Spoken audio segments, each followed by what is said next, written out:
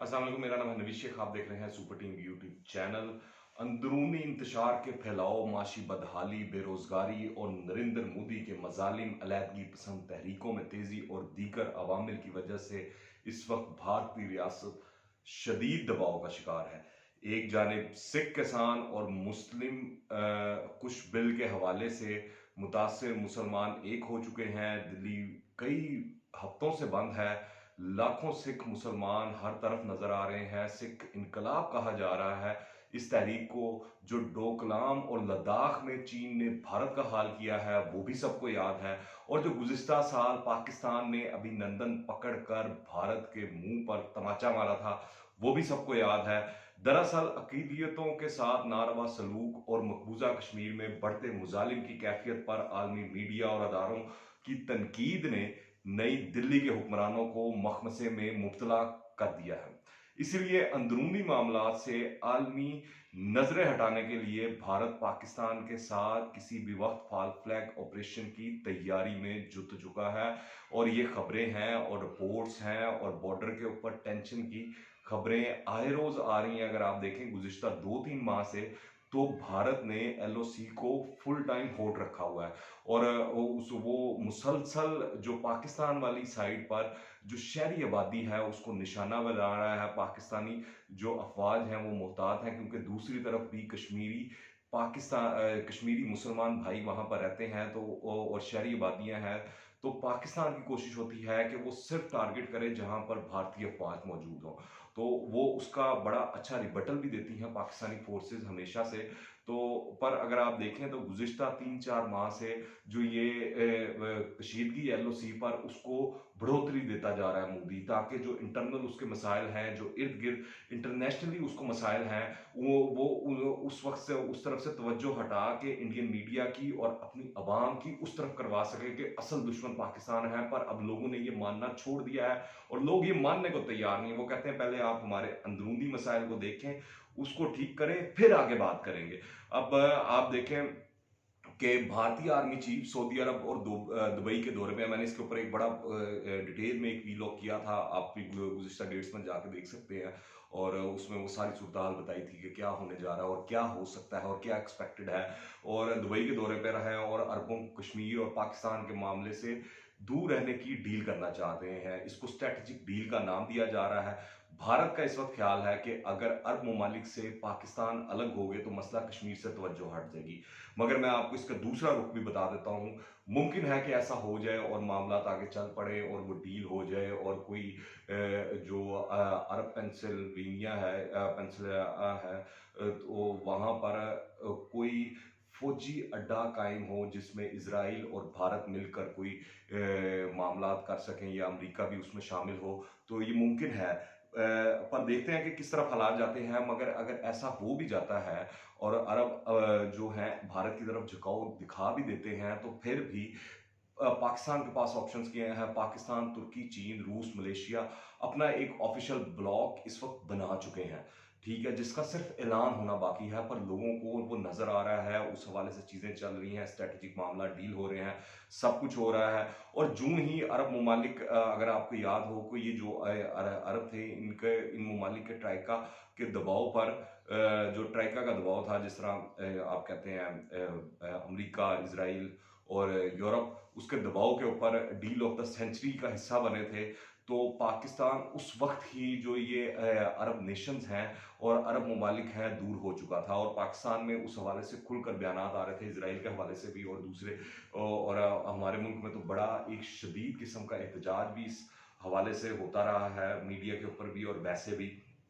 और भारत में इस वक्त अगर बात की जाए तो बरसरे इक़्तिदार बीजेपी की हुकूमत फाशिज्म के इस फलसफे की खास पैरोकार है, जिसमें झूठ बोलने और ऐसे तरीके इख्तियार करने को अहमियत हासिल है जिसके बायस झूठ को सच और सच को लोग झूठ समझना शुरू कर दें। इसकी हालिया जो मिसाल है वो है यूरोपीय think tank EU disinfo lab की हालिया सनसनीखेज रिपोर्ट, जिसमें ये ऐसे इंकशाफात हुए हैं कि जो तमाम हकीकत है उसकी कली खुल जाती है, कि भारत का मौक़िफ़ सच्चा है, ना उसका मीडिया सच्चा है, ना उसकी खबरें सच्ची हैं। ये सब भारत की खुफिया एजेंसियों की बिछाई हुई बिसात है, जो कि अब एक्सपोज हो चुकी है, लोगों को पता लग चुकी है, दुनिया को पता लग चुकी है, दुनिया मान रही है। अक़वाम मुत्तहिदा से लेकर यूरोपीय यूनियन तक इसको तस्लीम कर चुका है कि भारत जो है फेक मीडिया न्यूज़ और फेक प्रोपेगेंडे के ज़रिए पाकिस्तान के खिलाफ एक मुहिम जारी और सारी रखता रहा है, और अपने हक में वो लोगों को मायल करने की कोशिश करता रहा है, और इन इदारों को भी इन्फ्लुएंस करता रहा है। ताहम इस वक्त सूरत हाल ये है कि भारतीय मीडिया भी मोदी से कह रहा है कि हकायक मत छुपाओ, काश भारत में मौजूद अमन पसंद हल्के और साहिबान दानिश अपनी हुकूमत को ये समझाने में कामयाब हो जाएं कि नाम नहाज सर्जिकल स्ट्राइक का एक नतीजा भारतीय तैयारों की तबाही और पायलट अभिनंदन की गिरफ्तारी में सूरत में सामने आ चुका है। जंग की आग भड़काना आसान है, मगर जब आग भड़क उठती है तो फिर बात किसी के बस में नहीं रहती। ये तो सब ही जानते हैं कि एक चिंगारी चाहिए होती है जंग शुरू करने के लिए।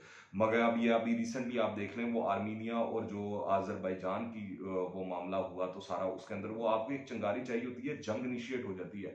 फिर उसके बाद भी आप जितनी मर्जी कत्लो गारत कर लें, जो मर्जी आप हासिल कर लें, इन द एंड आखिर में आपको आकर टेबल पर ही बैठना पड़ता है, चाहे आप जंग जीत रहे हों या हार रहे हों। दोनों सूरतों में आके जो बाजी पलटती है वो टेबल के ऊपर पलटती है, और टेबल पर बैठ कर बातचीत करना पड़ती है हर हाल में।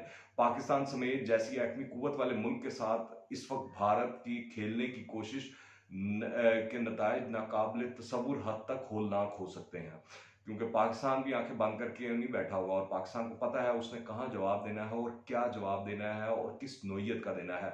और ये गुज़िश्ता साल फरवरी में पाकिस्तानी फोर्सेस ने ये अभिनंदन के हवाले से वो जो 27 फरवरी वाला इंसिडेंट हुआ था, उसके अंदर उन्होंने वो जवाब देकर दुनिया को भी और भारत को भी बता दिया था कि हम किस काबिल हैं और हमारी कैपेबिलिटी क्या है।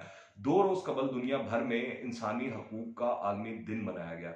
अब मुझे ये समझ नहीं आ रही, पता नहीं भारत ने ये दिन किस मुँह से मनाया होगा, क्योंकि मोदी सरकार मकबूजा कश्मीर से लेकर और भारत के अंदर मुसलसल इंसानी हकूक की पामाली कर रही है। चाहे वो मुसलमान हों, वो जैन हों, वो सिख मत के लोग हों या मसीही हमारे भाई हों, उन सब के साथ जो मोदी सरकार का और आरएसएस का और बीजेपी का रवैया है, वो पूरी दुनिया जानती है, वो पूरा आलम जानता है। ये कहना मुनासिब होगा कि भारत पूरी दुनिया में इंसानी हकूक की पामाली में इस वक्त मेरे ख्याल से तो सर-ए-फ़हरिस्त है। ठीक है, बाकी आप अपनी राय बताएं नीचे कमेंट्स में, क्या है, क्या मामला है। और भारतीय पंजाब को भारत का असल में अनाज घर कहा जाता है। जिस तरह ये पाकिस्तान के अंदर भी हमारा जो पंजाब है, यहाँ से पूरी पाकिस्तान को जो फूड सिक्योरिटी है वो मुहैया की जाती है, अनाज मुहैया किया जाता है, खुराक मुहैया की जाती है। इसी तरह जो भारतीय पंजाब है वहाँ से पूरे भारत को खुराक मुहैया की जाती है। वो सब्जियाँ, दालें, आप कह लें, चावल कह लें, आप गंदम कह लें, सब कुछ भारतीय पंजाब से प्रोड्यूस होता है। और ज़्यादातर वहाँ की जो किसान बरादरी है वो सिख कम्युनिटी से ताल्लुक़ रखती है, जो कि तकरीबन पूरे भारत को ग़िज़ाई अजनास मुहैया कर रहे हैं। मोदी ने महज सिखों को दबाने के लिए किसान दुश्मन ज़रई कवानीन नाफिज किए हैं इस वक्त। ये अलग बात है कि मोदी सरकार के इन किसान दुश्मन कवानीन की वजह से सिखों का एहतजाज अब पूरे भारत का एहतजाज बन चुका है, और जहाँ जहाँ पर सिख हैं वो पूरी दुनिया में इसके खिलाफ आवाज़ बुलंद कर रहे हैं। अब ना सिर्फ पूरे भारत के किसान इस एहतजाज में शामिल हो गए हैं, बल्कि मजदूर, ताजिर, दुकानदार और सियासतदानों समेत हर तबके के लोग मोदी हुकूमत के खिलाफ इस एहतजाजी तहरीक का हिस्सा बन गए हैं। इसी हफ्ते कई यूरोपीय ममालिक में मुकीम सिखों ने भी भारतीय किसानों की हमायत की, मोदी सरकार के अक़लियतों और कश्मीरी मुसलमानों पर बदतरीन मज़ालिम के खिलाफ मुजाहरे भी किए।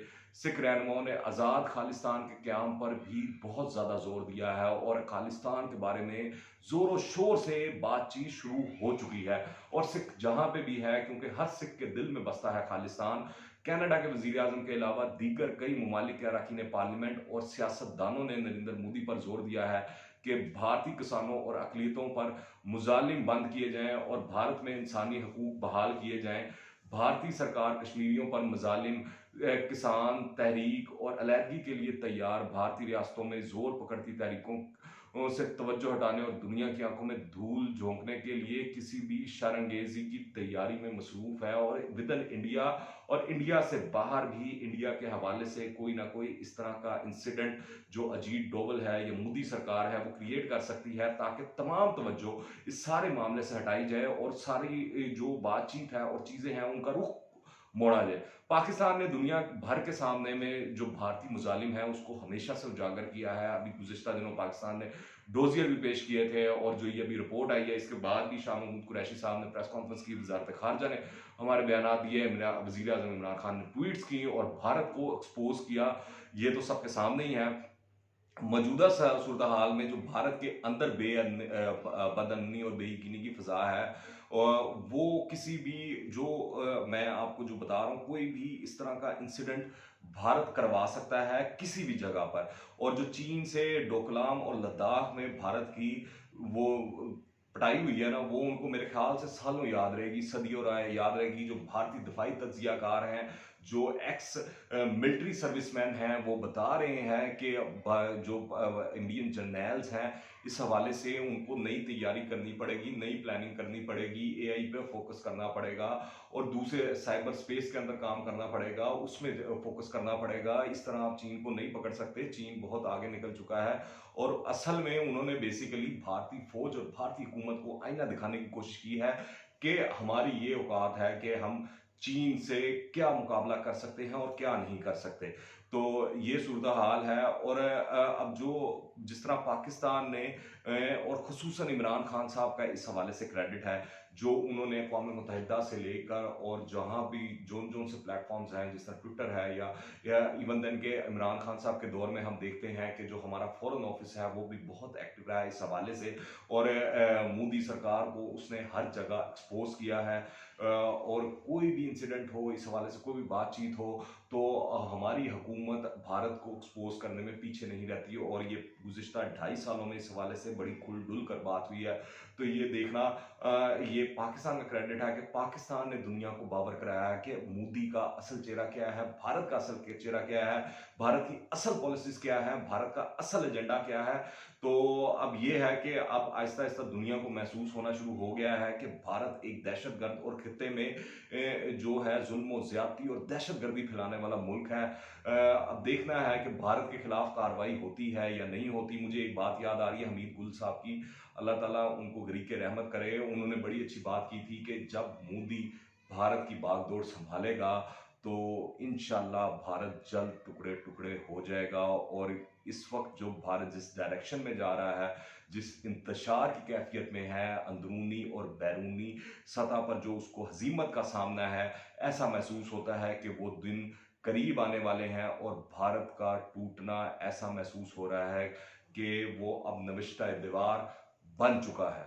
अगर आपने अभी तक इस चैनल को सब्सक्राइब नहीं किया तो इस चैनल को सब्सक्राइब करें, बेल आइकन को प्रेस करें, ताकि ताज़ा तीन अपडेट्स और नई वीडियोस आपको बर वक्त मिलती रहें। और अगर ये वीडियो पसंद आए तो लाइक करें और ज़्यादा से ज़्यादा शेयर करें। कमेंट्स में अपनी राय लाजमी दीजिएगा। दुआ में याद रखें। अंटिल द नेक्स्ट टाइम, अल्लाह हाफिज़।